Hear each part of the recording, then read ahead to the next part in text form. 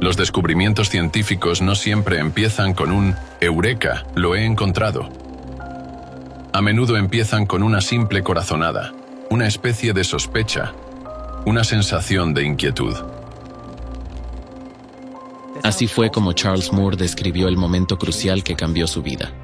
Su extraordinaria historia sirvió como punto de partida para nuestro documental, y la revelación que tuvo será un impulso para todos nosotros, para toda la humanidad.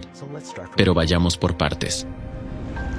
La era de los grandes descubrimientos geográficos quedó atrás hace mucho tiempo, y ya nadie piensa que en algún lugar del planeta queden manchas oscuras de continentes, archipiélagos o islas aún por descubrir. Al leer novelas de aventuras sobre piratas y conquistadores, nuestra imaginación nos lleva a los infinitos horizontes azules de océanos y mares, a islas exóticas cubiertas de vegetación exuberante, llenas de aves, peces y animales maravillosos. Así pensaba también Charles Moore, un playboy y navegante, hijo de un rico propietario de una empresa química. Charles creció junto al Océano Pacífico y soñó desde niño con aventuras en el mar. En 1997, participó en la regata Transpac Yacht Race, celebrada entre Los Ángeles y Honolulu. Al regresar a casa desde Hawái, trazó su ruta a través de una zona conocida como el Giro del Pacífico Norte. Tras varios días de navegación, Charles se dio cuenta de que su yate estaba rodeado de basura por todas partes. Junto con sus amigos, había entrado en un vertedero flotante. Recorriendo miles de millas en las vastas extensiones del océano, no podía salir a la cubierta sin ver un trozo de plástico flotando a la deriva cada pocos minutos. Los sueños de aventuras románticas a través de vastas extensiones de agua, tierras exóticas e islas con animales y plantas asombrosas se hicieron añicos después de aquel viaje. La superficie del océano ya no deslumbraba con su belleza virgen e intacta. Navegar entre toneladas de desechos plásticos conmocionó y cambió la vida de Charles Moore. Lo que estaba a punto de descubrir desafiaba su comprensión. El capitán Moore se convirtió en un pionero, pero este hallazgo no le trajo alegría, ya que descubrió lo que más tarde sería llamado la gran mancha de basura del Pacífico. Charles pasó de ser un despreocupado playboy a convertirse en una persona seria y un ferviente defensor del medio ambiente. Vendió sus acciones en la empresa química de su padre y con el dinero obtenido, fundó la organización ecológica Algalita Marine Research Foundation, AMRF, dedicada a investigar el estado ambiental del Océano Pacífico. El viaje de Charles Moore estuvo lejos de ser fácil. Durante mucho tiempo, sus informes y advertencias fueron ignoradas, y su investigación no fue tomada en serio. Había razones de peso para ello. El oceanógrafo instaba a los gobiernos de distintos países a reducir la producción y el consumo de plástico, además de destinar importantes fondos a su reciclaje, y su petición no implicaba solo una pequeña inversión, sino una suma considerable de dinero. Pero a pesar de todo, Charles logró lo más importante: sacudir a la comunidad medioambiental mundial y llamar la atención sobre la contaminación plástica del océano mundial. En aquel momento, comprendía mejor que nadie el peligro de lo que estaba ocurriendo en el océano y cómo esto representaba una amenaza para la vida en nuestro planeta. Y Charles dio el primer paso, es decir, reveló el problema. Pero, ¿cómo nos afecta este descubrimiento a cada uno de nosotros? ¿Qué debemos hacer a continuación? ¿Cómo prevenir el avance de esta catástrofe? Para responder a estas preguntas, primero debemos comprender cómo funciona el sistema oceánico global y cómo lo hemos dañado. Funciones del océano. El océano es un mundo vasto que cautiva nuestra imaginación y curiosidad científica. Sus ecosistemas, como intrincados mecanismos de relojería, mantienen el delicado equilibrio necesario para sostener la vida en la Tierra. El océano funciona como el aire acondicionado natural de nuestro planeta. Absorbe el calor y lo libera gradualmente. Es asombroso pensar que una capa de tan solo 10 metros de agua oceánica puede almacenar más calor que toda la atmósfera de la Tierra. La capacidad térmica del océano es una característica única que atenúa las variaciones de temperatura, tanto entre el día y la noche como entre las estaciones, en verano e invierno. Las corrientes marinas circulan por el planeta, transportando calor y nutrientes desde las latitudes ecuatoriales hasta las polares y viceversa. Este proceso mitiga las temperaturas extremas. La temperatura de los océanos influye en los ciclos de vida de los animales y las plantas, tanto en el mar como en la tierra. El océano influye activamente en los procesos atmosféricos, contribuyendo a la formación de nubes y precipitaciones. Cada día, una enorme cantidad de agua se evapora de su superficie, se condensa en nubes y luego regresa a la Tierra en forma de lluvia o nieve. Este es un proceso crucial que abastece de agua dulce a los ríos, lagos y suelos. Las microalgas, como el fitoplancton, producen aproximadamente el 50% del oxígeno que respira la humanidad. Cada segundo aliento que tomamos nos lo regala el océano. Además, el océano es el hogar de millones de especies de seres vivos, desde diminutos microbios hasta majestuosas ballenas. Aloja especies que han existido durante cientos de millones de años. El océano es el lugar donde surgió la vida, y de él depende el futuro de nuestro planeta. El océano es un organismo único e interconectado que abarca todos los recursos hídricos de nuestro planeta. Pero, como resulta ser, este increíblemente complejo sistema vivo está gravemente enfermo, y la causa de ello es nuestra actitud irresponsable hacia el plástico después de su uso. El plástico es un material notablemente duradero y conveniente, pero la contaminación por plástico es un veneno para el océano. Charles Moore fue el primero en darse cuenta de la magnitud de esta catástrofe. Cada día, nuestro océano se contamina más y más. Estamos cada vez más cerca del punto en el que la enfermedad se volverá irreversible.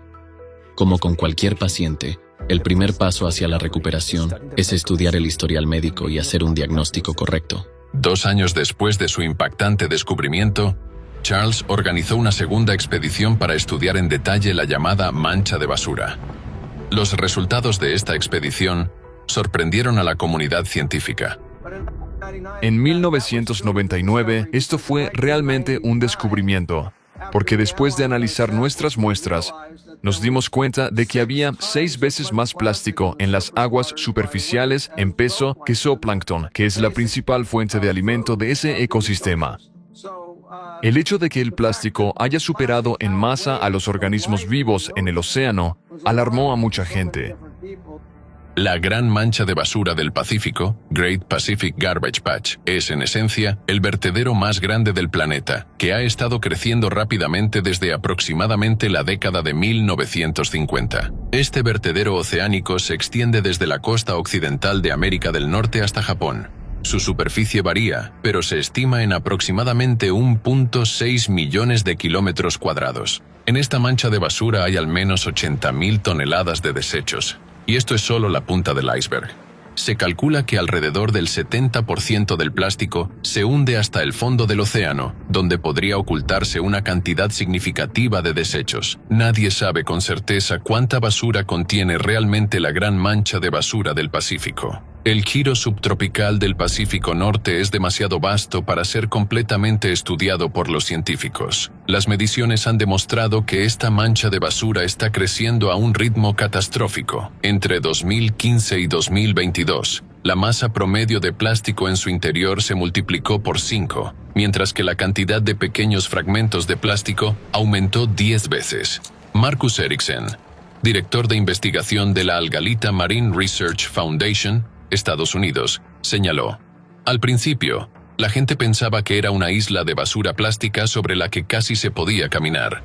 No es exactamente así. Es más como una sopa de plástico.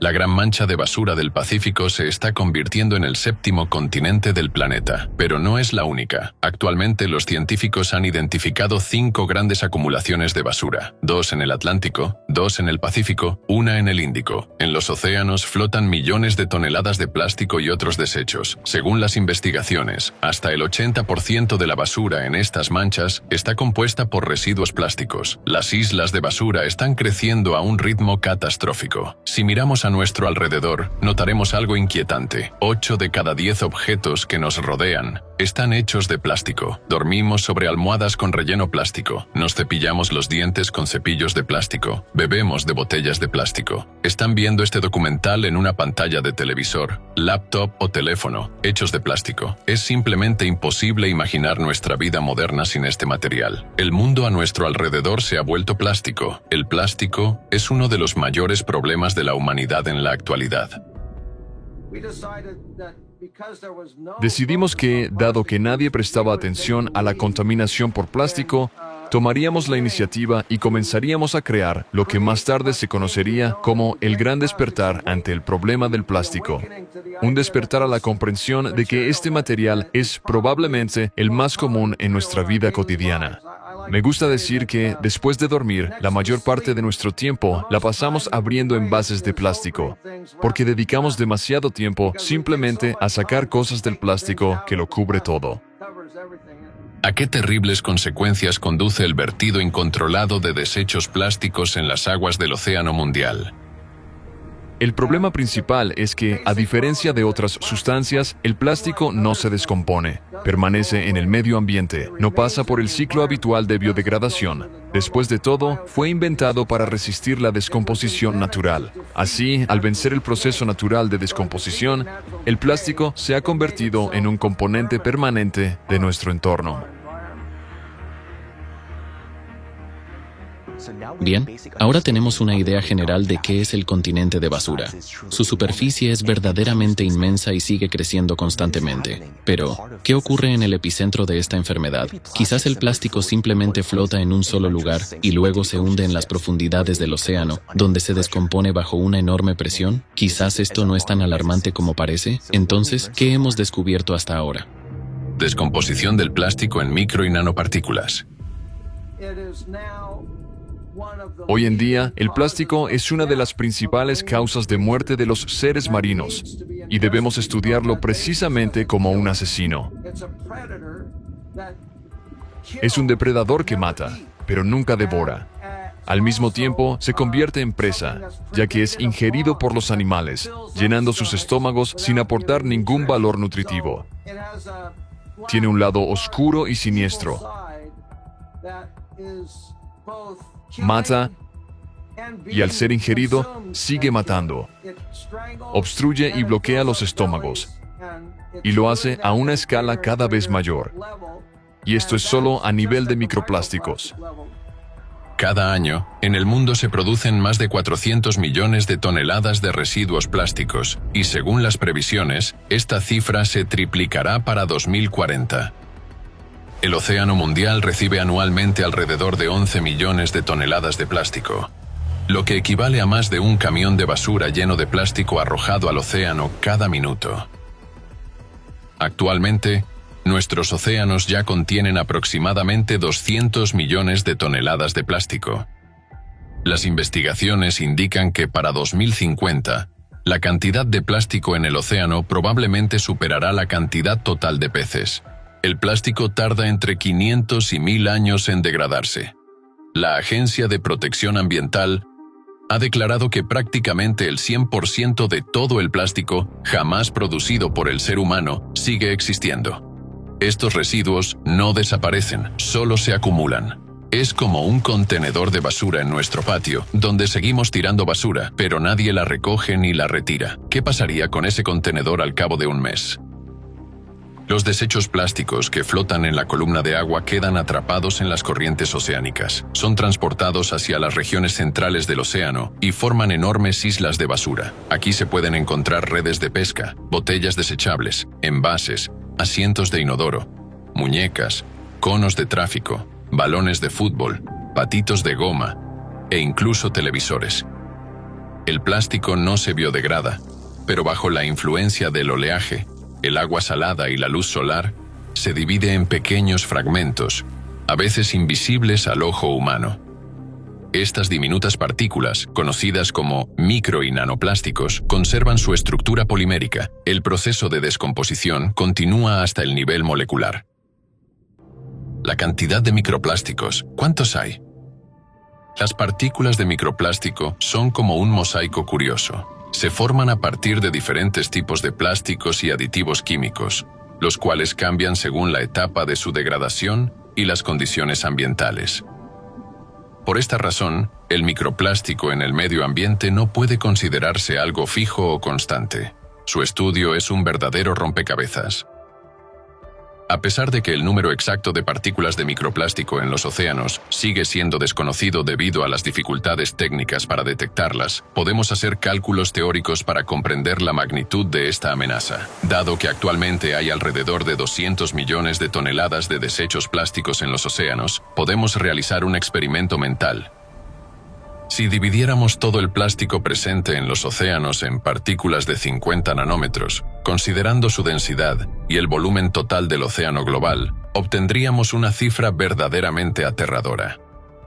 En cada litro de agua oceánica habría 286 millones de estas micro y nanopartículas. En la actualidad, todavía no todo el plástico se ha fragmentado en micro y nanoplástico, pero sabemos que, tarde o temprano, toda esa contaminación inevitablemente se descompondrá en un número incalculable de nanopartículas. Hoy en día, los científicos ya encuentran partículas de microplástico en cada gota de agua oceánica. Además, existen zonas en el océano con concentraciones de microplásticos aún más elevadas. La mayoría de los estudios científicos globales que analizan la magnitud y el volumen de la contaminación marina por plásticos se han limitado en la capa superficial del agua. Las investigaciones muestran que aproximadamente 358 billones de partículas microplásticas flotan en la superficie de los océanos del mundo. Sin embargo, cada vez hay más pruebas de que también hay incontables billones de partículas microplásticas en aguas más profundas y en los sedimentos del fondo marino. Los plásticos ligeros flotan en la superficie, mientras que los más densos o aquellos que han sido colonizados por organismos marinos se hunden hasta el fondo del océano. Según estimaciones, aproximadamente el 50% de los desechos plásticos de origen urbano tienen una densidad mayor que la del agua de mar, lo que provoca que se depositen en el lecho marino, sean transportados por corrientes de aguas profundas y se acumulen en fosas y depresiones. Se han detectado microplásticos incluso en el punto más profundo del océano, el fondo de la fosa de las Marianas. De hecho, no es la superficie del océano, sino el fondo marino profundo, el principal lugar de acumulación de residuos de microplástico. Como resultado, todo el lecho oceánico se está cubriendo gradualmente con un manto de plástico. Además, los datos sobre la contaminación del océano por microplásticos están subestimados, y en realidad la situación es mucho peor. No todos tienen acceso a instrumentos y herramientas de muestreo muy sofisticados y costosos, explica Melanie Bergman, bióloga del Instituto Alfred Wegener en Alemania. Según su opinión, hasta el 90% de las partículas de microplástico marino podrían no ser detectadas mediante los métodos estándar de muestreo, ya que son demasiado pequeñas para ser identificadas. Las concentraciones más altas de plástico se encuentran en las zonas de las manchas de basura. Estos vertederos oceánicos funcionan como fábricas, donde tiene lugar el proceso continuo de formación de microplásticos. Al igual que un virus se propaga por el organismo a través de la sangre, los microplásticos se dispersan por todo el océano mundial a través de las corrientes oceánicas. Dado que los giros oceánicos están presentes en todos los océanos del mundo, la acumulación de microplásticos ocurre a escala global. Incluso lugares remotos y deshabitados, como el Ártico, no están exentos de esta contaminación. Los estudios realizados en los núcleos de hielo han revelado que los niveles de contaminación por microplástico en el océano Ártico son 2 órdenes de magnitud, es decir, 100 veces mayores que en el giro del Pacífico. Además de los 2 niveles de contaminación, la superficie y el fondo marino, la concentración de microplástico también aumenta significativamente en otra zona, la termoclina. Esta es una capa del agua donde la temperatura cambia bruscamente, y debido al alto gradiente de densidad, las partículas de micro y nanoplástico quedan atrapadas en estas capas, permaneciendo allí durante largos periodos. Imagine el océano como un pastel en capas. Cada capa tiene su propia temperatura y densidad, y los microplásticos se acumulan en los límites entre ellas. Además, los microplásticos pueden ser transportados en el océano por los organismos vivos, que lo ingieren, digieren y excretan. Ahora es innegable que los microplásticos están en todas partes. Están presentes en todos los cuerpos de agua, ya que los océanos, ríos y lagos de nuestro planeta están interconectados. Sin embargo, algunos podrían argumentar, bueno, está bien, pero los microplásticos son tan pequeños que no debería preocuparme. No lo veo en el agua que bebo ni en los tomates de mi ensalada, aunque hayan sido cultivados con agua que forma parte del ciclo global interconectado. Tal vez no sean tan peligrosos. ¿Pero es realmente así? Microplásticos, una fuente de toxinas y bacterias. Bajo la acción del sol y las olas, el plástico se descompone en fragmentos cada vez más pequeños, liberando en el agua del océano colorantes, plastificantes y otros compuestos químicos, muchos de los cuales son tóxicos. Como resultado, el océano se convierte en una sopa tóxica, donde el plástico se descompone constantemente en micro y nanoplásticos, haciendo que el océano sea cada vez más tóxico. Las investigaciones han demostrado que los nanoplásticos son aún más tóxicos que los microplásticos, ya que tiene una mayor capacidad para actuar como una esponja, absorbiendo contaminantes del agua y el aire. La superficie de los residuos plásticos se convierte en el hogar de algas nocivas, colonias de bacterias y hongos, que se multiplican rápidamente. Las islas de plástico son una fuente de microorganismos patógenos, capaces de causar enfermedades peligrosas en seres humanos y animales. Además, los desechos plásticos pueden actuar como un puente, por el cual los organismos costeros llegan a aguas abiertas, alterando el frágil equilibrio de los ecosistemas marinos. De esta manera, estas islas de basura se convierten en focos de bacterias peligrosas, representando una amenaza para toda la vida. Los microplásticos matan a los seres vivos. Los plásticos tienen un impacto significativo en los ecosistemas marinos. Cada año, más de 1 millón de aves marinas y 100.000 animales marinos mueren a causa de la contaminación plástica. El 100% de las crías de tortugas marinas tienen plástico en sus estómagos. Si un coral entra en contacto con plástico, su probabilidad de enfermarse aumenta del 4% al 89%. Esto es desastroso, ya que los arrecifes de coral son el hogar de 1/4 parte de toda la vida marina. La gran catástrofe de extinción por la que estamos pasando ahora es similar a la que acabó con los dinosaurios, y de nuevo destruirá la vida en el planeta. En eso hay algo de verdad. La vida realmente se está destruyendo. Creo que la vida en el océano está muriendo a causa del plástico en este mismo momento, y en la Tierra debido al cambio climático y también al plástico. Los microplásticos son tan pequeños que son ingeridos por el plancton. El plancton es la base de la cadena alimentaria. Muchos organismos marinos se alimentan de plancton, y aquellos que no lo consumen directamente, comen a quienes ya lo han consumido. De esta manera, los microplásticos se introducen en la cadena alimentaria. Cuanto más grande es el pez, más microplásticos contiene. Según una investigación, el animal más grande que jamás haya vivido en la Tierra es también el mayor consumidor de microplásticos. Cada ballena consume hasta 43,6 kilogramos de plástico al día. Sin embargo, las ballenas no obtienen el plástico directamente del agua. El 99% de los microplásticos entran en su organismo a través de los alimentos. En otras palabras, el plástico ya está presente en las presas que consumen las ballenas. Vale la pena destacar que los microplásticos de menor tamaño tienen un impacto más peligroso en los organismos a nivel celular. Las partículas de plástico de tamaño nanométrico penetran en las membranas celulares y no se eliminan del organismo, ya que permanecen dentro de las células. Además, los micro y nanoplásticos dañan el ADN dentro del núcleo. Las partículas de plástico no solo contienen sustancias tóxicas, sino que también absorben contaminantes orgánicos del agua de mar y albergan colonias de bacterias. Finalmente, todo esto termina en el organismo humano a través del consumo de mariscos y pescado. En otras palabras, no solo estamos comiendo nuestra propia basura, sino basura condimentada de toxinas, bacterias y hongos. Además, los micro y nanoplásticos también entran en nuestro cuerpo a través de otros alimentos, el agua potable, el aire e incluso la brisa marina.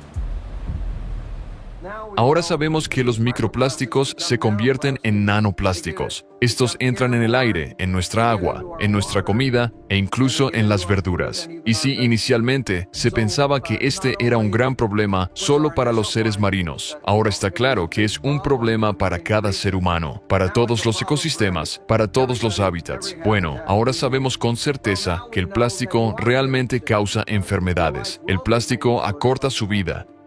Los micro y nanoplásticos se acumulan en el torrente sanguíneo y se distribuyen por diversos órganos del cuerpo humano. Se han encontrado partículas microscópicas de plástico en la sangre, el cerebro, el corazón, los pulmones, la leche materna, la placenta y recientemente también fueron detectadas en el pene, los testículos y muestras de esperma humano. Las sustancias tóxicas liberadas por el plástico dañan el sistema endocrino, lo que provoca graves consecuencias como infertilidad, desequilibrios hormonales y un mayor riesgo de cánceres como el de mama, ovarios y próstata. Los aditivos químicos en los plásticos también afectan negativamente al sistema cardiovascular y aumentan el riesgo de aterosclerosis. Al penetrar en el cerebro, las micro y nanopartículas de plástico aumentan el riesgo de trastornos neurodegenerativos, como el Alzheimer y el Parkinson. La inhalación de partículas plásticas contribuye al desarrollo de asma e incluso cáncer de pulmón.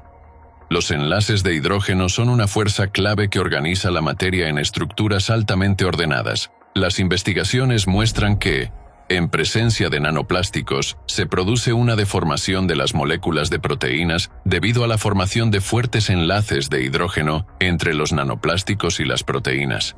Pero todos los seres vivos están formados por proteínas, y su deformación puede tener graves consecuencias biológicas, afectando el funcionamiento de células, tejidos y órganos. Esto pone en riesgo la existencia de toda la vida en el planeta. Como podemos ver, el problema de la mancha de basura, donde los plásticos se descomponen en micropartículas y se dispersan por todas las aguas del planeta, ha resultado ser mucho más amplio. La primera conclusión clave es que el problema de los micro y nanoplásticos afecta a cada ser humano y a toda la vida en este planeta.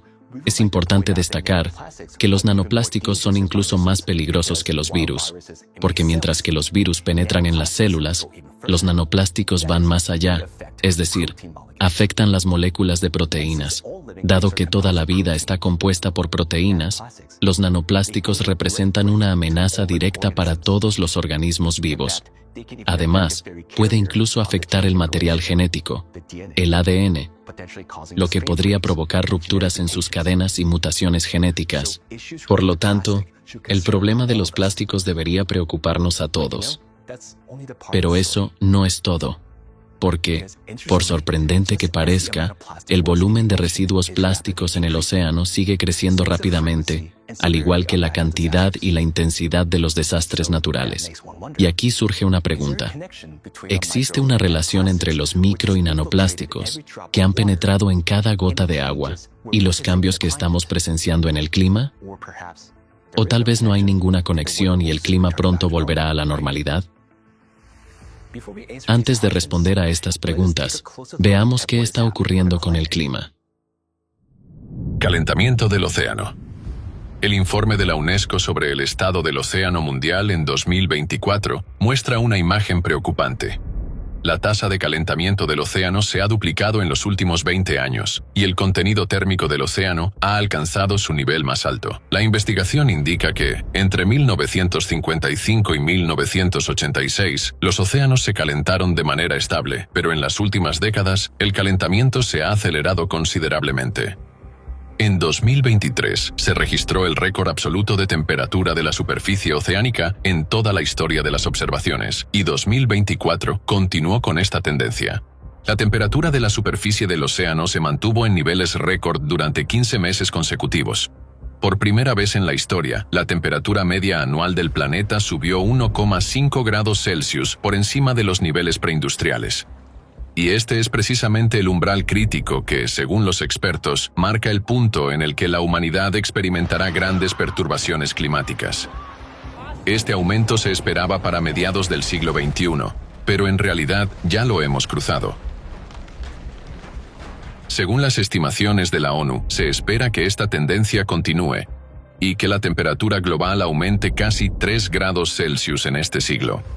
Jeff Smith, profesor emérito de física aplicada en la Universidad de Tecnología de Sydney, UTS, informó que los datos acumulados durante 70 años muestran un aceleramiento en el aumento de la temperatura del océano y el volumen total de energía almacenada en los océanos. Los modelos científicos actuales, en presencia de aumentos continuos de los gases de efecto invernadero en la atmósfera, no predicen esta amenazadora aceleración, dijo el profesor Smith. Además, en los últimos 60 años, los océanos a grandes profundidades se han calentado 15 veces más rápido que en los últimos 10.000 años. Esto significa que los procesos de calentamiento global no se limitan solo a las capas superficiales del agua, sino que también afectan a las zonas profundas del océano, donde los rayos solares no pueden penetrar. Para calentar el agua a esas profundidades se requiere una cantidad enorme de energía, lo que resalta la magnitud del problema. Según los científicos, para alcanzar la tasa actual de calentamiento de los océanos, se requeriría una cantidad de energía equivalente a la explosión de 7 bombas atómicas, las mismas que fueron lanzadas sobre Hiroshima, cada segundo, de manera continua, durante todo un año. Son cifras colosales que plantean la pregunta, ¿de dónde proviene toda esta energía? A medida que aumenta la temperatura del agua del océano, el nivel del mar sigue subiendo, amenazando con sumergir costas enteras. En más de 2 siglos, el nivel del océano mundial ha aumentado 21 centímetros, y en los últimos 30 años ha subido 10,1 centímetros. Está subiendo 2,5 veces más rápido que antes, y el crecimiento continúa. Si esta tendencia persiste, millones de personas se convertirán en refugiados, forzados a abandonar sus hogares y buscar refugio lejos de las zonas costeras. Adicionalmente, desde la década de 1960, el océano ha perdido un 2% de oxígeno debido al aumento de la temperatura de sus aguas y los contaminantes presentes en ellas, incluidos los desechos industriales, domésticos y agrícolas. Las especies marinas costeras se están asfixiando debido a la disminución de los niveles de oxígeno. Se han identificado alrededor de 700 zonas muertas, donde casi no queda flora ni fauna marina. El calentamiento del océano está provocando fenómenos meteorológicos extremos más frecuentes y severos, como inundaciones, tifones y precipitaciones anormales. Todo esto pone en riesgo los ecosistemas del planeta y la vida de miles de millones de personas. Con cada año que pasa, este proceso se acelera y los cambios se hacen cada vez más evidentes.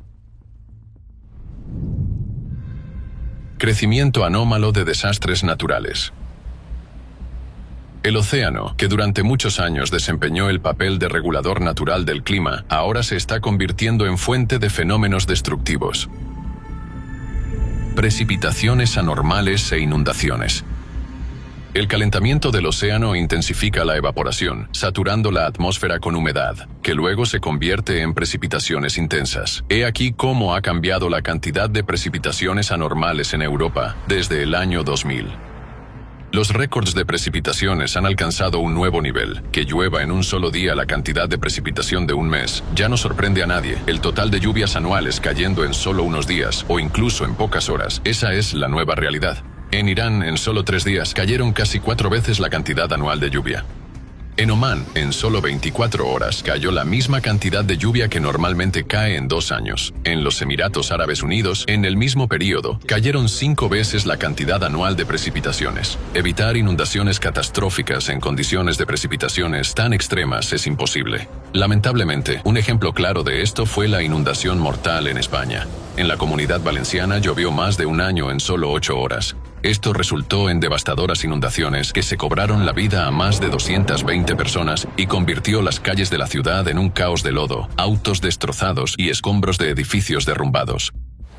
Inundaciones sin precedentes e interminables han golpeado el sur de Brasil desde finales de abril. La catástrofe causó la muerte de 181 personas y dejó sin hogar a más de 500.000. Las inundaciones se cobraron cientos de vidas en las provincias del norte de Afganistán. Torrentes de lodo y agua devastaron asentamientos enteros. Las inundaciones fueron provocadas por lluvias incesantes que siguieron a una prolongada sequía. Las inundaciones primaverales de 2024 en Rusia fueron una verdadera catástrofe. 39 regiones del país fueron afectadas. La situación más grave ocurrió en la región de Oremburgo. Nunca antes en la historia registrada de la región se había producido una inundación de tal magnitud. Kazajistán enfrentó las inundaciones más extensas de los últimos 80 años. 10 de las 17 provincias del país fueron afectadas. Alrededor de 100.000 personas fueron evacuadas. Estadísticas de inundaciones. Si en la década de 1970 hubo solo 260 inundaciones fuertes en un periodo de 10 años, entre 2014 y 2023, el número de inundaciones aumentó a 1.700. Es decir, se multiplicó por 6,5 veces. En Europa, en los últimos 5 años, las precipitaciones extremas han ocurrido 44 veces más a menudo que en la década de 2000. En 2024, el tiempo entre eventos catastróficos se ha acortado y su intensidad ha aumentado hasta tal punto que las personas no pueden recuperarse de un desastre cuando ya se encuentran nuevamente en el epicentro de otro evento destructivo. Las consecuencias para la economía y la infraestructura se prolongan durante meses o incluso años. Nevadas. Las nevadas también han batido todos los récords históricos. El invierno pasado, nevadas masivas afectaron a países de Europa, Estados Unidos, Canadá, Rusia, Kazajistán, China, Turquía, Japón y muchas otras regiones. Más del 90% del territorio de Mongolia estuvo cubierto por nieve, en algunas áreas con una altura superior a 1 metro. Se ha infligido un daño catastrófico a las regiones ganaderas. Alrededor de 4 millones de cabezas de ganado han muerto por hambre y agotamiento. Anomalías de temperatura. En 2024, casi todos los países han experimentado y siguen experimentando olas de calor récord. El 15 de marzo, en Praga, Chequia, donde la temperatura máxima promedio normalmente no supera los 9 grados Celsius, se registró por primera vez en 249 años de observaciones un nuevo récord de temperatura, más 18,6 grados Celsius. Abril también trajo un caos térmico sin precedentes a Europa. En solo 10 días, se batieron récords de calor en 128 países. En la mayoría de los países de Europa, abril fue más caluroso de lo que normalmente es a mediados de verano. Al mismo tiempo, se observó uno de los cambios de temperatura más bruscos en la historia de las observaciones. En Eslovenia, la temperatura descendió drásticamente más de 26 grados Celsius en solo 24 horas. En India, las temperaturas máximas de abril alcanzaron hasta 46 grados Celsius, cuando la temperatura normal debería ser de hasta 35 grados Celsius. Las personas no pueden soportar semejante estrés térmico. Después de que los agentes de policía, mientras trabajaban en la calle, comenzaran a perder el conocimiento, se introdujeron cascos con aire acondicionado en su equipo. En la Meca, Arabia Saudita, en junio, durante varios días consecutivos, la temperatura no bajó de 40 grados Celsius. El calor extremo coincidió con la peregrinación del Hajj, durante la cual más de 2.700 peregrinos sufrieron golpes de calor solo el 16 de junio. Debido al calor insoportable, las personas caían directamente en las calles. Es inimaginable, pero al menos 1.300 personas perdieron la vida. Tornados y microrráfagas. El aumento de la temperatura y la humedad de la atmósfera crea condiciones para la formación de tormentas más poderosas, que a menudo provocan la aparición de tornados. En las últimas décadas, el número anual promedio de tornados en Europa ha aumentado 18 veces y se han vuelto mucho más potentes. El 28 de septiembre, un tornado destructivo recorrió la región de Moscú. Un tornado de tal potencia en otoño en latitudes templadas es un fenómeno absolutamente anómalo. En los últimos años, con alarmante frecuencia, han comenzado a surgir microrráfagas atmosféricas. Al impactar contra el suelo, el flujo descendente de aire provoca ráfagas de viento horizontales, cuya velocidad puede alcanzar hasta los 130 km por hora. Es como si se volcara desde el cielo un enorme balde de agua con un radio de alrededor de 5 kilómetros. Pueden ser muy localizadas, como ocurrió en Brasil. Allí se destruyó un campo deportivo, del que no quedó casi nada. Solo escombros y basura, como si hubiera ocurrido una explosión. Pero los edificios cercanos quedaron intactos e incluso los paneles solares frágiles no sufrieron daños. Es importante destacar que las microrráfagas no se pueden predecir, lo que las hace aún más peligrosas. Huracanes y tormentas. Los huracanes ahora tocan tierra en áreas que anteriormente se consideraban seguras. A lo largo de toda la historia de las observaciones, solo 3 huracanes han golpeado la costa mexicana cerca de la ciudad de Acapulco, y 2 de ellos ocurrieron en un solo año: el huracán Otis en octubre de 2023 y el huracán John en septiembre de 2024, que se convirtió en una verdadera pesadilla para los habitantes de México. Después de casi disiparse y alejarse hacia el mar, inesperadamente recuperó fuerza y golpeó el país con aún mayor intensidad. El tifón Yagi trajo a Vietnam una enorme cantidad de precipitaciones y como consecuencia, al menos 300 personas perdieron la vida, mientras que cientos más resultaron heridas. El huracán tropical Helene se convirtió en el más potente desde el inicio de las observaciones meteorológicas. El desastre mortal cobró la vida de al menos 230 personas en 6 estados. Además, la economía de Estados Unidos sufrió daños por alrededor de $250.000 millones. No pasaron ni 2 semanas cuando otro huracán poderoso, Milton, golpeó el estado de Florida. Tardó poco más de 12 horas en intensificarse de categoría 1 a la máxima categoría 5. Las Filipinas enfrentaron una serie sin precedentes de desastres naturales. 6 tifones golpearon el país en menos de un mes, 4 de los cuales ocurrieron en solo 10 días. Estas catástrofes cobraron la vida de al menos 171 personas y causaron daños significativos a la economía del país. Los tifones afectaron a 9 millones de personas. La intensidad y frecuencia de las tormentas también están aumentando.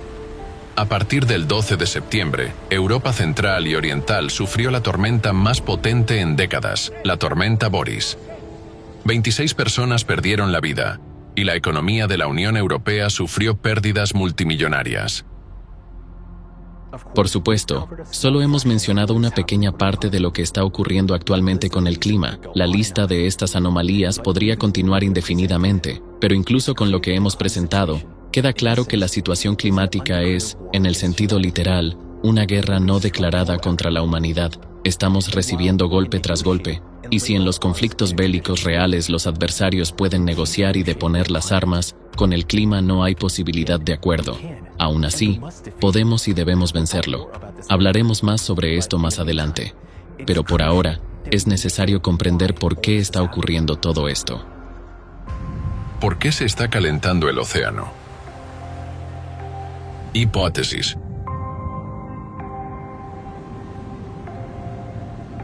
Los principales factores reconocidos que influyen en el calentamiento del océano son los gases de efecto invernadero, como el CO2.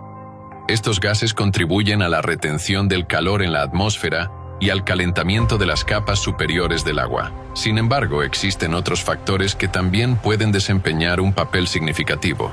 Veamos 2 gráficos. Gráfico del aumento de la concentración de plástico en los océanos en las últimas décadas. Vemos que la cantidad de plásticos en el océano ha aumentado rápidamente desde la década de 1950, coincidiendo con el período de acelerado desarrollo industrial y la producción masiva de productos plásticos. Gráfico del aumento de la temperatura en los océanos durante el mismo período. Este gráfico demuestra el aumento paralelo de la temperatura media de la superficie de los océanos, que también se observa desde mediados del siglo XX. Comparando estos 2 gráficos, podemos notar una cierta correlación entre el aumento de la concentración de plásticos en los océanos y el incremento de su temperatura. Esto sugiere que la contaminación por plásticos podría ser uno de los factores significativos, aunque subestimados, en el calentamiento de las aguas oceánicas. Analicemos más detalladamente cómo el plástico puede afectar las funciones del océano, la conductividad térmica y la capacidad calorífica del agua, y de qué manera estos procesos pueden contribuir a su calentamiento. Para ello, profundicemos un poco en la estructura y las propiedades del agua. Propiedades únicas del agua.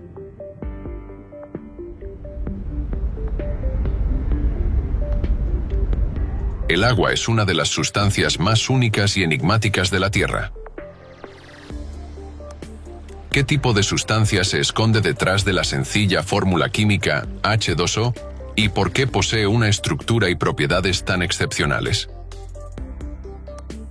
En primer lugar, la molécula de agua es la más pequeña entre las moléculas triatómicas similares. Es sorprendentemente armoniosa y encaja en las proporciones de la sección áurea. La molécula de agua tiene una forma simétrica en V, ya que 2 pequeños átomos de hidrógeno están ubicados a un lado de un átomo de oxígeno relativamente grande. Esto diferencia significativamente a la molécula de agua de las moléculas lineales, en las que todos los átomos están dispuestos en una cadena. Las moléculas triatómicas, en condiciones normales, forman gases, pero las moléculas de agua forman un líquido. ¿Por qué? Las moléculas de agua están unidas entre sí mediante enlaces de hidrógeno, formando una estructura fuerte y ordenada, similar a un equipo unido por lazos de amistad. Además, las moléculas de agua poseen la propiedad única de agruparse en clústeres. En otras palabras, el agua es un líquido complejo, compuesto por grupos repetitivos de moléculas. Como resultado, el agua tiene valores anómalos en sus temperaturas de congelación y ebullición, en comparación con otras sustancias triatómicas. Si el agua siguiera las reglas generales, debería congelarse aproximadamente a menos 100 grados Celsius y hervir alrededor de más 10 grados Celsius. Casi todas las propiedades del agua no siguen la lógica de las leyes físicas que rigen otras sustancias. Primera propiedad única. El agua posee la mayor capacidad calorífica específica y el mayor calor de fusión. Esto significa que, en comparación con otras sustancias, el agua es más difícil de congelar y el hielo más difícil de derretir. Gracias a esta propiedad, el océano mundial actúa como un regulador climático en la Tierra. El agua del océano se enfría más lentamente que el aire y el suelo, lo que le permite acumular calor durante el día y liberarlo gradualmente por la noche. En verano, el océano absorbe el exceso de calor, mientras que en invierno lo libera progresivamente. De esta manera, el océano funciona como un gigantesco termostato, suavizando las fluctuaciones extremas de temperatura. Segunda propiedad única. Cuando la temperatura del agua cambia, sus propiedades también cambian. La capacidad calorífica mínima del agua se alcanza a una temperatura de 37 grados Celsius. Este hecho es de gran importancia para los seres vivos, que están compuestos en 2/3 por agua. La temperatura corporal normal de los seres humanos y los animales de sangre caliente, que oscila entre 36 y 39 grados Celsius, se encuentra precisamente dentro de este rango de temperatura. A esta temperatura, las complejas reacciones bioquímicas del metabolismo ocurren de la manera más eficiente. Es como si la propia naturaleza se hubiera asegurado de que los organismos vivos puedan conservar su calor sin gastar demasiada energía, permitiéndoles así continuar su desarrollo. Tercera propiedad única del agua. La mayoría de las sustancias disminuyen su densidad al calentarse. Las moléculas como si se separan. Y la aumentan al enfriarse. Las moléculas se acercan. Sin embargo, con el agua ocurre algo diferente. Cuando se enfría hasta los 4 grados Celsius, su densidad realmente aumenta, como sucede con la mayoría de las sustancias. Pero al enfriarse aún más, de 4 a 0 grados Celsius, su densidad comienza a disminuir. Como resultado, el agua alcanza su máxima densidad a una temperatura de 4 grados Celsius y no a 0 grados Celsius. Y aquí es donde comienza lo más interesante. Cuando el agua se convierte en hielo, su densidad disminuye inmediatamente en más del 9%. Es decir, el hielo ocupa un volumen mayor que el agua en estado líquido. Esta es una propiedad increíblemente inusual del agua. Gracias a que el hielo es más ligero que el agua, no se hunde. Al permanecer en la superficie, actúa como una barrera protectora que evita que el agua y los organismos que viven en ella se congelen por completo. Si, en cambio, la densidad del agua aumentara al congelarse, el hielo se hundiría. En ese caso, toda el agua de los lagos, ríos y océanos se congelaría completamente, convirtiéndose en enormes bloques de hielo. Esto llevaría a la extinción de toda la vida. Las propiedades únicas del agua están directamente relacionadas con la presencia de enlaces de hidrógeno entre sus moléculas. Estos enlaces juegan un papel clave en la determinación de sus propiedades físicas y químicas. Los cambios en las propiedades físicas del agua pueden tener un impacto significativo en el equilibrio térmico del océano mundial, en su capacidad para almacenar y transferir calor. Ahora tenemos casi todo listo para comprender las causas de lo que está ocurriendo con el clima. Sabemos que el océano se está calentando a una velocidad alarmante. También sabemos que, además de la mancha de basura que flota en la superficie, una cantidad masiva de plástico cubre el fondo del océano. Además, hemos descubierto que prácticamente cada gota de agua en el océano contiene partículas de micro y nanoplástico, y que el agua en sí posee propiedades únicas. Solo nos queda el último paso: comprender cómo cambian estas propiedades únicas del agua bajo la influencia de las partículas de plástico. Cuando descubramos esto, entenderemos la verdadera causa del calentamiento anómalo del océano y sabremos qué hacer al respecto. Influencia de los micro y nanoplásticos en las propiedades del agua.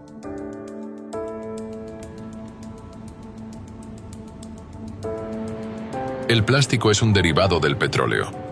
no se descompone, sino que se fragmenta en partículas de micro y nanoplástico. Las partículas de nanoplástico son tan pequeñas que su tamaño es inferior al de un virus. Al entrar en el agua, estas partículas alteran su estructura ordenada, basada en los enlaces de hidrógeno entre las moléculas.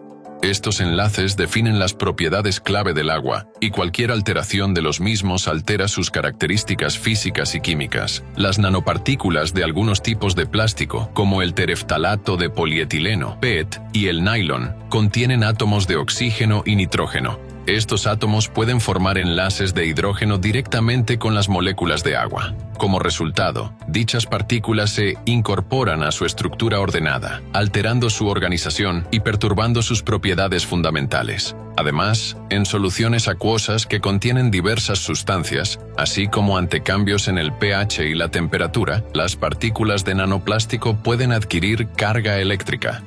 Esto ocurre debido a modificaciones químicas en su superficie, como la oxidación y la adsorción de iones, por ejemplo, sodio y cloro en el agua marina. Las nanopartículas de plástico cargadas, rodeadas de iones, atraen moléculas de agua, formando un abrigo multicapa de moléculas de agua a su alrededor. En términos químicos, este proceso se conoce como hidratación, y el abrigo se denomina capa de hidratación. Investigadores de la Escuela Politécnica Federal de Lausana decidieron determinar el tamaño de esta capa de hidratación en los iones, es decir, cuántas moléculas de agua reaccionan con un ion. Llegaron a resultados sorprendentes. Se descubrió que un solo ion puede influir en aproximadamente 1 millón de moléculas de agua circundantes.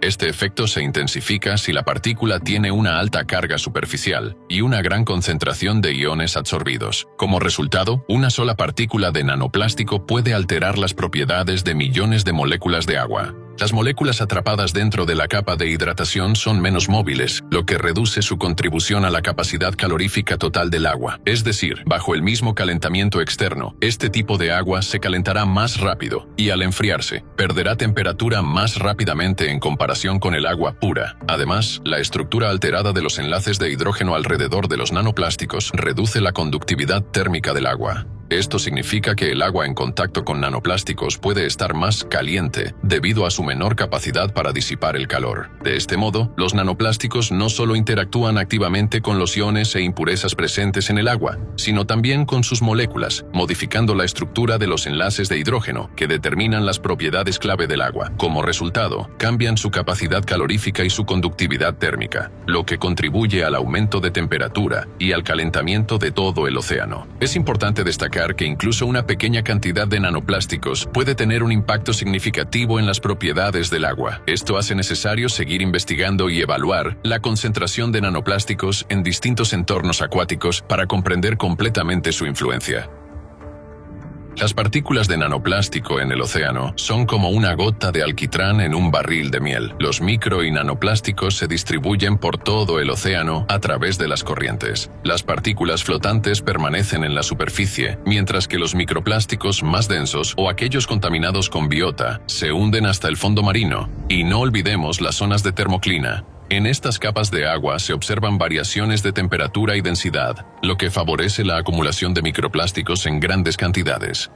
Para comprenderlo mejor, usemos una metáfora visual de un edificio de varios pisos. Imagine un edificio de 10 pisos con bloqueos térmicos en el 5º y 10º piso, que impiden la disipación normal del calor. En lugar de distribuirse uniformemente, el calor se acumula en estos pisos y no puede escapar por el techo. Un termovisor mostraría que la temperatura dentro de este edificio es significativamente más alta que en otro idéntico, pero sin estos bloqueos térmicos. De manera similar, los nanoplásticos en el medio acuático alteran los mecanismos naturales de intercambio de calor. De este modo, el aumento de la concentración de nanoplásticos en las aguas oceánicas altera los mecanismos naturales de transferencia de calor. Esto, a largo plazo, podría contribuir al incremento de la temperatura de todo el océano, impactando el clima global.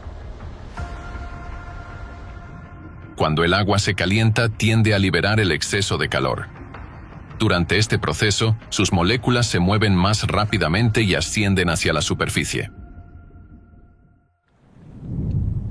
Impacto en la atmósfera. Como resultado del exceso de energía, algunas moléculas de agua se separan de otras y se transforman en vapor. Imagine un globo elevándose lentamente hacia el cielo. Este globo representa el vapor de agua. A medida que aumenta la altitud, la temperatura del aire disminuye. En estas condiciones, el vapor de agua comienza a condensarse, convirtiéndose en diminutas gotas. Pero para que las gotas de agua se formen necesitan un soporte, partículas microscópicas llamadas núcleos de condensación. Estas pueden ser partículas de polvo, sal marina o hollín. Cuantos más núcleos de condensación haya, más rápido será el proceso. En la atmósfera, el vapor de agua y las gotas de agua interactúan con los campos eléctricos presentes en el aire y con la carga estática de la atmósfera, adquiriendo así una carga eléctrica. Las cargas son extremadamente importantes y en el proceso de formación de nubes prácticamente lo son todo. Si te rodea el mal tiempo y las tormentas, sabes que algunas nubes tienen cargas eléctricas. Sin embargo, hace tiempo se descubrió, aunque hoy en día no se considera especialmente relevante, que en realidad todas las nubes están cargadas.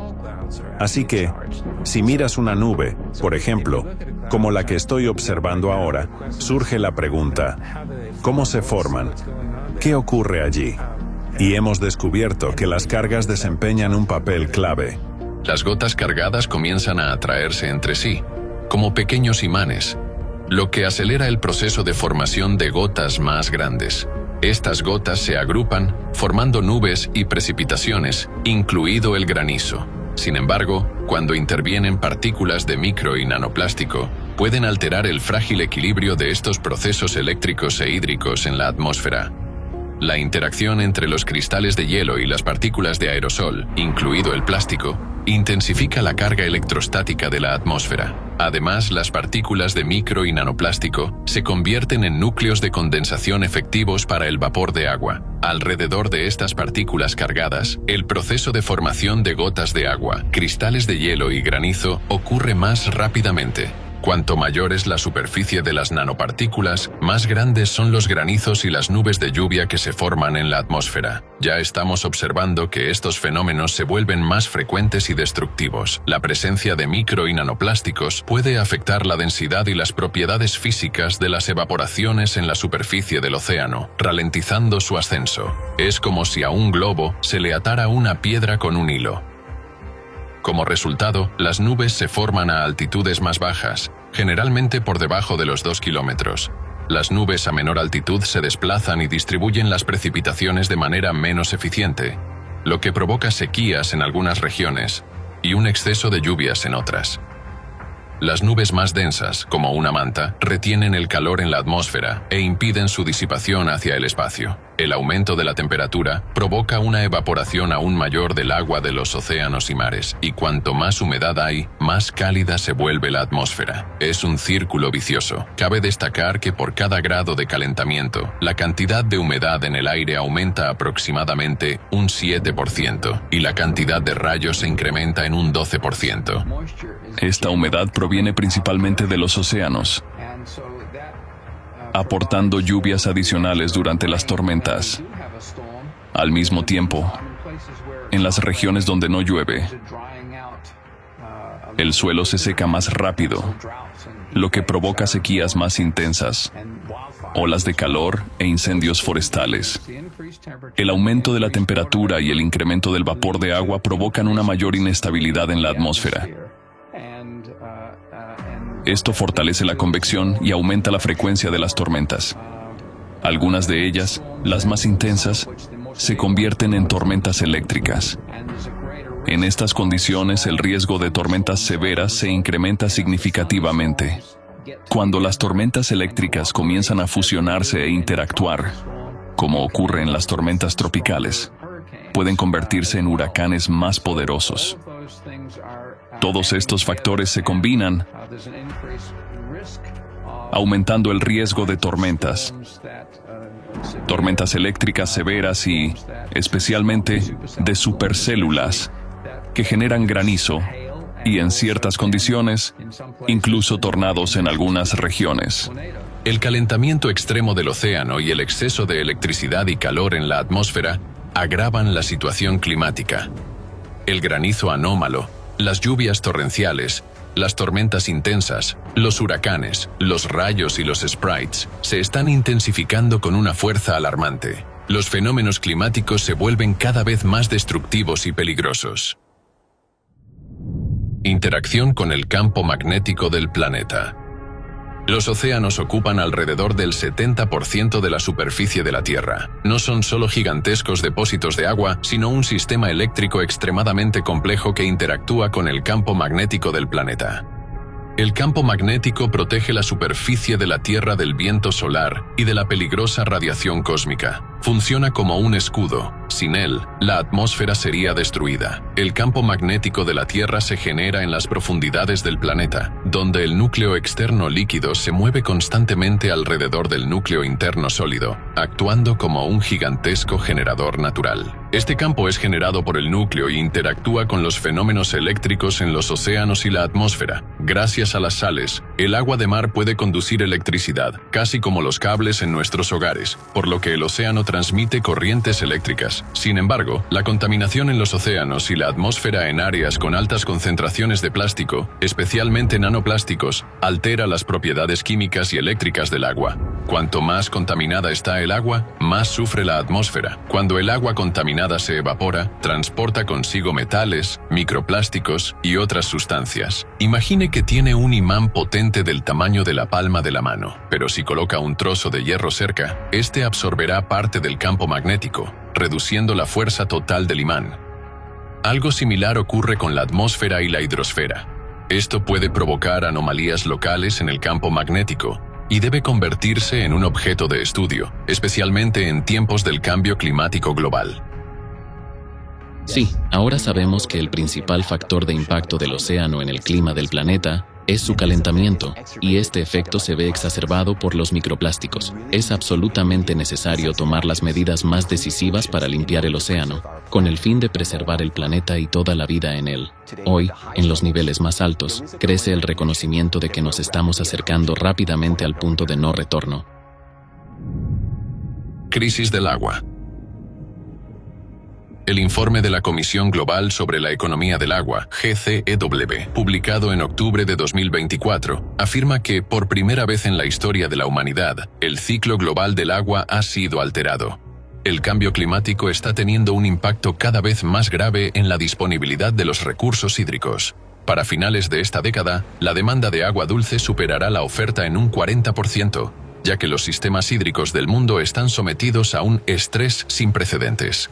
Aproximadamente el 70% de las reservas de agua dulce del mundo se utiliza para el riego de cultivos agrícolas. Sin embargo, muchos sistemas de riego son ineficientes, lo que provoca pérdidas significativas de agua. El aumento de las temperaturas, los cambios en los patrones de precipitaciones y la creciente frecuencia de fenómenos meteorológicos extremos amenazan la seguridad alimentaria global. Ya se prevé la desaparición de más de la mitad de las reservas mundiales de alimentos en los próximos 25 años, mientras que 3.000 millones de personas ya viven en condiciones de escasez de agua. Esto es realmente alarmante y afectará a todo el mundo en un futuro cercano. El valor del océano para la preservación de la vida en el planeta es evidente, y los líderes mundiales ya están hablando de la necesidad de tomar medidas urgentes. El informe de la UNESCO, Estado del Océano Mundial en 2024, tiene como objetivo informar a los responsables políticos y fomentar acciones para crear el océano que necesitamos para el futuro que queremos. El presidente de la Asamblea General de la ONU, el señor Denis Francis, afirmó con razón que el océano es nuestro aliado más fuerte en la lucha contra el cambio climático. Por ello, es nuestra responsabilidad común elegir el rumbo correcto y asumir nuevamente el compromiso de gestionar de manera sostenible los valiosos recursos del océano, garantizando su disponibilidad de generación en generación.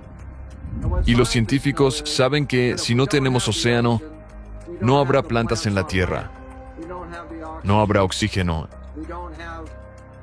y no tendremos posibilidad de sobrevivir. El secretario general de la ONU, Antonio Guterres, también destacó la necesidad de acciones urgentes, instando a gobiernos, empresas, inversores, científicos y comunidades a unirse para proteger nuestro océano. Marina Ovchinova, presidenta del Movimiento Internacional Social Alatra, hizo una declaración clave en la COP29 sobre el aumento sin precedentes de los desastres relacionados con el clima. Ella señaló: No nos damos cuenta del poco tiempo que nos queda antes de alcanzar el punto de no retorno. es evidente que la preservación de la salud de los océanos es crucial para el futuro de nuestro planeta. La comprensión de la gravedad de la situación, como podemos ver, está presente. Se dicen muchas palabras importantes sobre la limpieza del océano, pero ¿qué pasos concretos se están tomando en este momento para sanar nuestro planeta, afectado por un peligroso virus? Por ahora solo se puede decir una cosa: el paciente está más muerto que vivo. Y es solo cuestión de tiempo antes de que deje de respirar. Entonces, ¿qué están haciendo los médicos? Trabajo de Sísifo. En un intento de mejorar la situación, se están realizando esfuerzos para retirar del océano los residuos de gran tamaño que se encuentran en la superficie. Diversas organizaciones e iniciativas trabajan en proyectos para recolectar plásticos y otros residuos que se encuentran en el agua. El proyecto más ambicioso de limpieza oceánica es la iniciativa de la organización The Ocean Cleanup. Su tecnología consiste en que 2 barcos navegan por el agua arrastrando una barrera de aproximadamente 2,2 kilómetros de longitud que se sumerge hasta 4 metros de profundidad. Precisamente a esta profundidad se concentra la mayor parte de los desechos plásticos superficiales. Los desechos se acumulan en una gran bolsa y cuando se llena, se transporta a uno de los barcos, donde el plástico es clasificado y empaquetado. Luego, la bolsa se vuelve a sumergir en el agua y el proceso comienza de nuevo. A primera vista suena genial, pero hay varios matices. Al recoger los desechos, junto con los plásticos también quedan atrapados organismos vivos que habitan en la superficie del agua, como microalgas, alevines de peces y medusas. Hasta ahora, nadie ha medido exactamente cuántos seres vivos quedan atrapados en las redes, pero si estos organismos son eliminados en grandes cantidades, esto tendrá un impacto negativo en toda la vida marina, ya que se alterará la cadena alimentaria. A pesar de las medidas tomadas para garantizar la seguridad de los animales, el problema sigue sin resolverse. Hasta noviembre de 2024, los participantes del proyecto The Ocean Cleanup habían recolectado alrededor de 20.000 toneladas de plástico del océano. Es un paso importante, pero en comparación con la magnitud del problema, es solo una gota en el mar. En el océano flotan aproximadamente 200 millones de toneladas de desechos, y cada año esta cantidad aumenta en 11 millones de toneladas más. Para entender la escala del problema, 20.000 toneladas representan solo el 0,01% de toda la basura en el océano. Al estudiar el problema de la limpieza del océano, surgen muchas preguntas. Por ejemplo, incluso si logramos sacar todo el plástico del océano, ¿qué planeamos hacer con él? Actualmente, no se recicla más del 9% del plástico. ¿Significa esto que simplemente lo volveremos a arrojar a los vertederos? Además, la limpieza de los desechos es increíblemente costosa. La gran mancha de basura del Pacífico está demasiado lejos de las costas de cualquier país, por lo que nadie asumirá la responsabilidad ni destinará fondos para su limpieza. Según Charles Moore, limpiar esta zona quebraría a cualquier país que intentara hacerlo. Y en el océano existen 5 de estas islas de basura. Recoger basura del océano, mientras cada año se extraen miles de toneladas de desechos pero se vierten millones más en su lugar, es realmente un trabajo de Sísifo. La limpieza del océano solo será posible cuando se convierta en una tarea de toda la humanidad y no solo en la iniciativa de unos pocos activistas.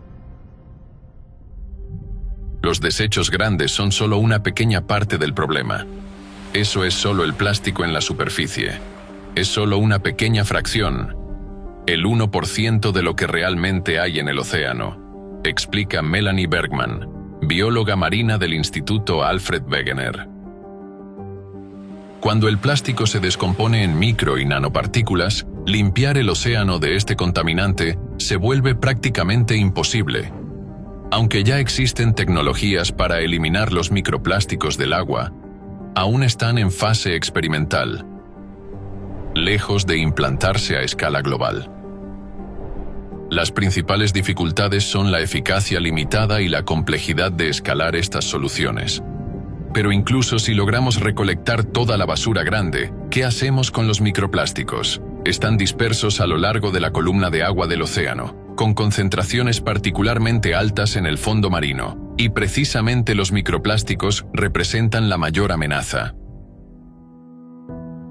Realmente, la limpieza del océano se asemeja a un trabajo de Sísifo, ya que la cantidad de desechos vertidos en el océano es varias órdenes de magnitud mayor que la cantidad que se extrae. Entonces, ¿qué se debe hacer?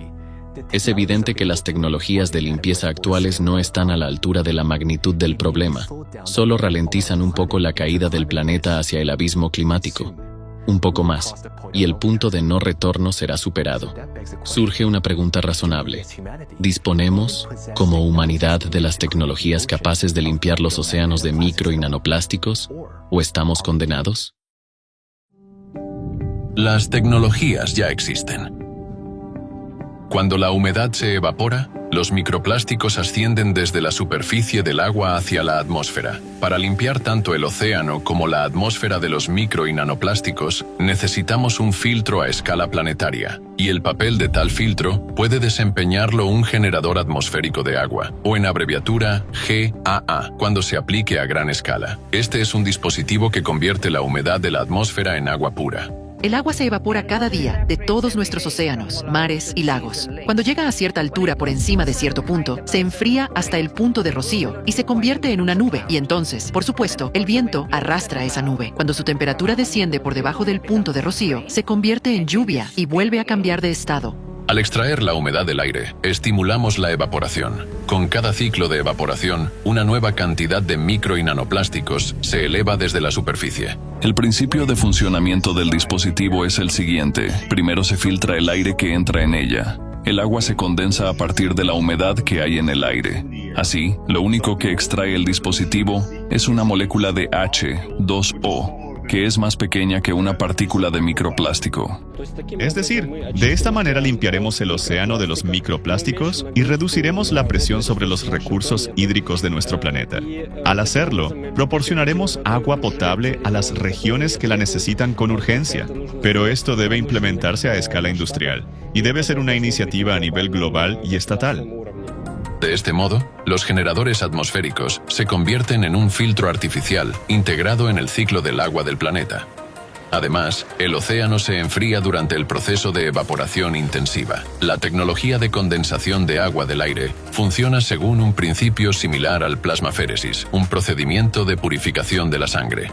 Así como el plasmaféresis elimina los componentes nocivos de la sangre y restaura la inmunidad del organismo, el GAA filtra los nanoplásticos del vapor de agua y restaura las funciones naturales del océano. Así, limpiaremos la atmósfera y el océano de microplásticos. Además, con la ayuda de las instalaciones de GAA, obtendremos el volumen necesario de agua purificada para todas las necesidades domésticas e industriales. El agua utilizada debe regresar al suelo, donde interactuará con microorganismos que descomponen nanoplásticos, se enriquecerá con minerales y pasará por un proceso de purificación natural. A medida que la humedad se reponga, las aguas subterráneas y los ríos secos comenzarán a recuperarse, los suelos se volverán fértiles y la vegetación prosperará.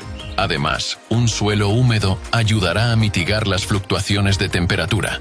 Y la alta conductividad térmica del agua permitirá disipar el calor de las áreas cálidas. Esto es especialmente crucial en el contexto del cambio climático global. Utilizando un generador de agua atmosférica en cada hogar, nunca más necesitarán utilizar botellas de plástico. Por lo tanto, al utilizar el generador de agua atmosférica, resolveremos el problema del agua.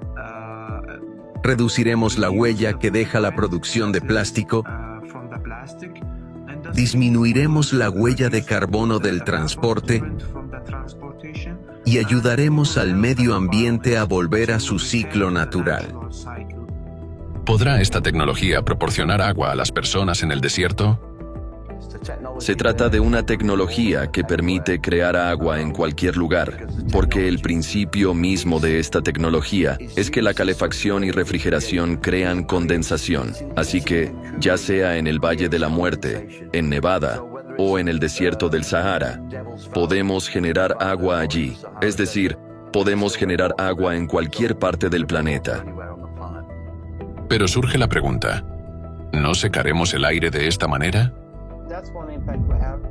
Cuando se trata del contenido de agua en el aire ambiental o en la atmósfera, como he mencionado anteriormente, es absolutamente imposible alterar el equilibrio natural de la atmósfera, porque es demasiado grande y demasiado poderosa. E incluso si creáramos una máquina enorme y asombrosa que succionara constantemente agua de la atmósfera, inmediatamente, con la otra mano, recogería agua del Pacífico o de la masa de agua más cercana. Además, al extraer el exceso de humedad de la atmósfera, se reduce la cantidad de precipitaciones extremas y vientos. Asimismo, la atmósfera se limpia de metano y CO2. En tan solo 2 a 3 años de uso activo de los generadores atmosféricos de agua, el océano y la atmósfera estarán significativamente más limpios. Al eliminar microplásticos del océano, restauraremos su función de conductividad térmica. El océano volverá a transferir calor a la atmósfera, que luego se disipará en el espacio. Esto reducirá el impacto destructivo de los desastres naturales.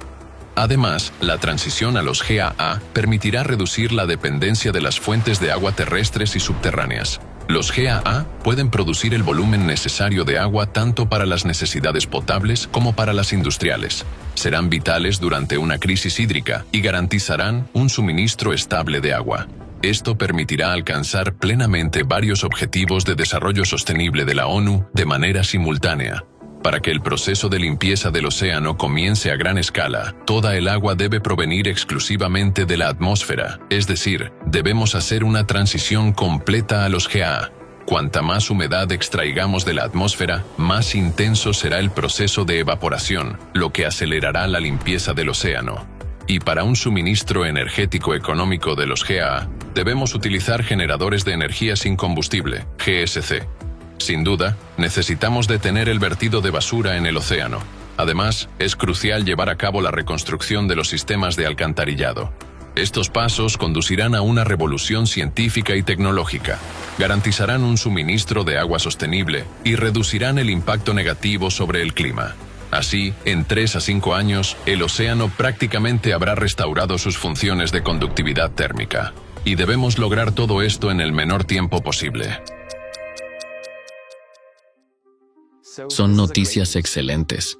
Las tecnologías capaces de salvar nuestro planeta y a la humanidad de la destrucción ya existen. Esto significa que tenemos una oportunidad. Solo nos queda resolver las cuestiones organizativas e implementar la solución. Pero aquí surge otro problema. Los modelos climáticos que toman en cuenta todos los factores antropogénicos, como resulta, están lejos de ser precisos. Lo que se preveía para dentro de 100 a 150 años está sucediendo ante nuestros ojos. Los científicos comienzan a reconocer que hay algo más, algo aparte de la influencia humana. La acción de ese algo está llevando a una creciente discrepancia entre el modelo teórico y la realidad. Llamémoslo factor X. Factor X. Las temperaturas medias globales no reflejan el cambio climático real, ya que en algunas regiones el aumento ocurre de manera mucho más rápida. Los cambios ocurridos en 2023 fueron tan grandes y mucho más allá de todo lo que habíamos visto antes. Por eso, requieren una explicación. Los modelos que utilizamos para simular el clima no ofrecen una explicación suficientemente adecuada para esto. Y descubrimos que, como resultado de todo esto, se están produciendo algunos cambios en el comportamiento de las corrientes oceánicas y los vientos atmosféricos. Así, a pesar del calor adicional, este se traslada a través de las corrientes oceánicas y la atmósfera, concentrándose en regiones específicas de una manera que nunca habíamos observado antes. La comunidad científica mundial observa con preocupación cómo las tendencias de deterioro climático superan sus modelos de previsión. ¿Cuál es la causa de tan gran imprecisión en los modelos climáticos actuales? Según algunos expertos, una de las principales causas radica en el misterioso factor X. Las temperaturas récord de 2023, sin embargo, alarmaron a los científicos y sugieren algunos misteriosos, nuevos procesos que podrían estar ocurriendo, dice el principal climatólogo de la NASA, Gavin Schmidt. No fue solo un récord. Fue un récord que superó el récord anterior con un margen récord. Él añade: las tendencias a largo plazo son claras para nosotros y están causadas por los gases de efecto invernadero, el impacto antropogénico. Pero lo que ocurrió en 2023 fue precisamente esto, y luego algo más. Y ese algo más es mucho más grande de lo que esperábamos o lo que podemos explicar por ahora. En este documental, hemos explorado uno de los factores que contribuyen al aumento de la temperatura del océano, y este factor son los cambios en las propiedades de la propia agua oceánica. Los nanoplásticos afectan la capacidad calorífica y conductividad térmica del agua, atrapando el calor en las aguas oceánicas. Además, existen gases de efecto invernadero que calientan la atmósfera, la cual a su vez calienta la superficie del océano. Pero ¿pueden estos factores aumentar tan significativamente el calentamiento del océano si la radiación solar sigue siendo la misma y todos los factores antropogénicos han sido considerados en los modelos climáticos? Esto plantea la hipótesis de que un calor adicional está ingresando al océano desde otra fuente. Los estudios muestran que las profundidades medias del océano se están calentando 15 veces más rápido en los últimos 60 años que en los 10.000 años anteriores, y además, la velocidad de este calentamiento está aumentando. Para tal calentamiento de las capas profundas, donde no llegan los rayos solares, se requiere una enorme cantidad de energía. Por ejemplo, justo frente a las costas de la Antártida Occidental, se está produciendo un extraño calentamiento de las aguas profundas del mar de Weddell. Mientras los primeros 700 metros de agua prácticamente no se calientan, las temperaturas en las capas más profundas están aumentando de manera constante. Existen varias teorías para explicar esta anomalía, pero ninguna ha sido probada de manera concluyente. ¿De dónde proviene el calor adicional en las profundidades del océano? Se considera que el calor proveniente del interior de la Tierra es insignificante y se puede desestimar. Pero, ¿es posible que estemos subestimando este factor? Nuestros conocimientos sobre las profundidades oceánicas son limitados. Más del 70% del fondo marino se encuentra a más de 3.000 metros de profundidad. La investigación en tales profundidades conlleva muchas dificultades técnicas. Los batiscafos y los sensores rara vez descienden hasta allí, y los cálculos se basan en datos antiguos. Simplemente no sabemos qué está ocurriendo realmente en el fondo del océano. Por ejemplo, hace poco, los científicos descubrieron 19.000 volcanes submarinos previamente desconocidos. Hasta el día de hoy solo se ha cartografiado alrededor del 5% del fondo oceánico. Mientras no lo hayamos explorado al 100%, estaremos trabajando casi a ciegas. Arthur Viterito, oceanógrafo y profesor de la Universidad de Maryland, observó que, desde 1995, la cantidad de terremotos en el fondo oceánico a lo largo de las dorsales medioceánicas ha aumentado. Así que construí un gráfico de la actividad sísmica en las zonas de las dorsales medioceánicas y lo comparé con los cambios en la temperatura global, y observamos un desfase de 2 años. En otras palabras, la actividad sísmica precede al cambio de la temperatura global en aproximadamente 2 años.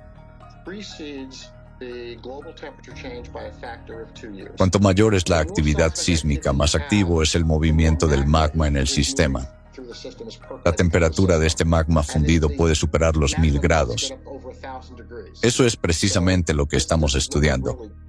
No tenemos mediciones directas del volumen de magma que está subiendo. Todo lo que podemos hacer es medir el nivel de actividad sísmica, ya que para ello contamos con una red global de estaciones sísmicas. Así, las investigaciones de Arthur Viterito muestran que el calentamiento del océano también está influenciado de manera significativa por procesos endógenos, como la actividad sísmica y magmática. Mis investigaciones muestran que el impacto geotérmico es un factor significativo en el calentamiento global. Como vemos aquí, los datos de Argonne muestran los cambios en la temperatura global a diversas profundidades durante los últimos 20 años. La mayor parte del calor se transporta en la superficie, pero también estamos observando un aumento del calentamiento desde abajo, es decir, el calor proviene tanto de arriba como de abajo. De ninguna manera. Como hemos señalado, si ampliamos esta parte de la pluma, se puede ver que de ninguna manera las temperaturas más altas debajo de la capa superficial pueden provenir de la superficie, porque aquí existe una anomalía fría y debajo de ella una anomalía cálida, pero no puede atravesar esta capa, conocida como termoclina. La termoclina es, en esencia, una frontera claramente definida que separa las aguas superficiales cálidas, conocidas como capas mezcladas, y las aguas mucho más frías por debajo de ella, llamadas aguas profundas. En realidad, este sistema está interconectado. En realidad, el calor puede atravesar la termoclina, y recientemente han aparecido varios estudios interesantes que afirman que la termoclina en realidad se ha debilitado. Esto ocurre de manera sincrónica con el aumento de la actividad sísmica en las zonas de las dorsales medio-oceánicas. Es decir, no es simplemente un fenómeno aleatorio. Así que en la superficie el agua es más fría y debajo de ella es más cálida. ¿De acuerdo? Esto es una prueba de que el calor geotérmico asciende desde las profundidades hacia la superficie. La convección ascendente del calor ha potenciado aún más este proceso, debilitando la termoclina y aumentando el contenido térmico del océano. Nos hemos enfrentado a una nueva realidad, el factor X. Parece ser la causa principal del deterioro del estado del planeta, que se ha manifestado de manera notoria en las últimas décadas. Y los micro y nanoplásticos solo agravan su efecto. Sin embargo, queda una importante pregunta. ¿Qué exactamente es el factor X? ¿La fuerza que está calentando las aguas desde las profundidades del océano? Los científicos de ALATRA llevan casi 30 años estudiando el factor X, que está relacionado con los cambios que ocurren dentro del planeta. Este grupo internacional e independiente de investigadores incluye expertos de diversas disciplinas científicas, como física nuclear, astrofísica, geología, matemáticas, biología y medicina. Se han unido para llevar a cabo investigaciones interdisciplinarias, que incluyen el estudio de los cambios climáticos y geodinámicos. Basándose en un extenso análisis de datos recopilados durante muchos años, los científicos de ALATRA consideran el factor X como un calor adicional generado por el ascenso del magma debido a procesos cíclicos del planeta. Los datos científicos fundamentales y las recomendaciones sobre acciones en el ámbito climático se pueden encontrar en el informe sobre la progresión de los desastres climáticos en la Tierra y sus consecuencias catastróficas. Este informe fue presentado personalmente al Papa Francisco en el Vaticano por Marina Ovtchinova, presidenta de ALATRA. Tras un análisis detallado de los datos, el Vaticano otorgó al movimiento ALATRA la bendición apostólica de su santidad por sus esfuerzos en el ámbito climático y ambiental. El informe también fue presentado en la COP16 en Colombia y en la COP29 en Azerbaiyán. Recibió una alta valoración por parte de especialistas en el ámbito de la climatología y la ecología. Actualmente, el informe está disponible para consulta en el sitio web oficial de la Conferencia de la ONU y en el sitio web de ALATRA. Resolver los desafíos de la seguridad planetaria y humana en medio del cambio climático global requiere los esfuerzos unidos de toda la comunidad científica. Ningún país u organización puede abordar este problema por sí solo. Como podemos ver, la situación es bastante preocupante. Además de las causas conocidas del cambio climático, existen factores adicionales que siguen siendo poco estudiados y requieren más investigación, pero la dificultad radica en que todo esto tendrá que llevarse a cabo en condiciones de empeoramiento climático constante. En otras palabras, cada vez habrá menos tiempo para que la humanidad responda al cambio climático. Sin embargo, la implementación generalizada de generadores atmosféricos de agua es un paso crucial hacia la solución de esta crisis. Después de todo, esta tecnología permitirá limpiar el océano mundial de micro y nanoplásticos, restaurar el ciclo del agua y el equilibrio térmico del planeta y, en última instancia, estabilizar la situación climática. Gracias al uso de los GAA, obtendremos tiempo invaluable para preservar el potencial científico e industrial de la humanidad, y junto con el tiempo, surgirán esperanza y oportunidades. Al mismo tiempo, debemos crear condiciones en la sociedad que permitan a los científicos de todos los países colaborar abiertamente, compartir libremente sus conocimientos y trabajar juntos en beneficio de la humanidad y para su supervivencia. Lograr esto requiere paz global, una paz duradera entre todos los países. Solo entonces podremos realmente enfrentar y superar la crisis climática. Nos gustaría enfatizar que las ideas y direcciones de investigación presentadas en este documental ofrecen enfoques prometedores y prácticos para abordar los problemas relacionados con el cambio climático a los que nos enfrentamos hoy en día. Su estudio detallado llevará a un avance significativo en la comprensión de los procesos que ocurren en nuestro planeta. El poder del cambio está en nuestras manos. Juntos, podemos transformar los desafíos en oportunidades para lograr un progreso increíble. Ha llegado el momento de actuar, por el bien del planeta, por nosotros mismos y por las generaciones futuras.